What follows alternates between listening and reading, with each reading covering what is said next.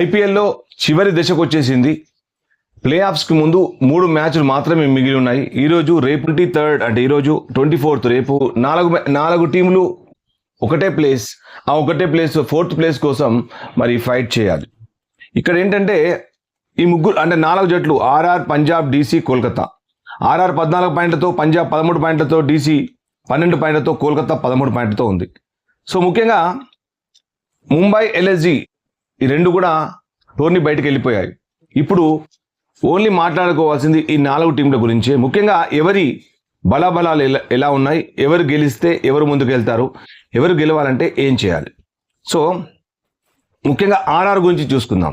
RR 14 పాయింట్లతో ఉంది. ఆర్ఆర్కి రేపు ముంబైతో మ్యాచ్ ఉంది.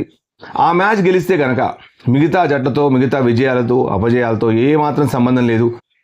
ఆటోమేటికల్గా ఆర్ఆర్ ప్లే ఆఫ్స్కి వెళ్ళిపోతుంది. ఒకవేళ ఆర్ఆర్ ఓడితే పంజాబ్ వర్సెస్ ఎల్ఎస్జీ మ్యాచ్ లోపల ఎల్ఎస్జీ గెలవాలని కోరుకోవాలి. ఎందుకంటే అప్పుడు పంజాబ్ 13 పాయింట్లు వస్తాయి. 13 పాయింట్లతో పంజాబ్ బయటకు వెళ్ళిపోతుంది.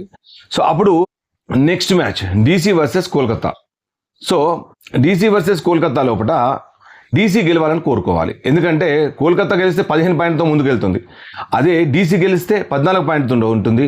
అప్పుడు డీసీ నెట్ రన్ రేట్ చాలా నెగిటివ్గా ఉంది కనుక 0.8 ఉంది కనుక ఇక్కడ ఆర్ఆర్ ముందుకెళ్ళే అవకాశాలు ఉంటాయి. ఇది ఆర్ఆర్కి సంబంధించిన ఏం చేయాలి, ఆర్ఆర్ ఏం చేస్తే ముందుకు వెళ్తుంది, ఆర్ఆర్ ఏం చేయాలి అనేది మనం మాట్లాడుకున్నాం. సో అలాగే పంజాబ్ కింగ్స్ ఇప్పుడు గమ్మత్ ఏంటంటే పంజాబ్ కింగ్స్ వరుసగా 7 మ్యాచ్లు అంటే 6 మ్యాచ్లు గెలిచింది. ఒక మ్యాచ్ కలకత్తా తోటి పాయింట్లు పంచుకుంది. వర్షం కారణంగా ఆ మ్యాచ్ జరగలేదు.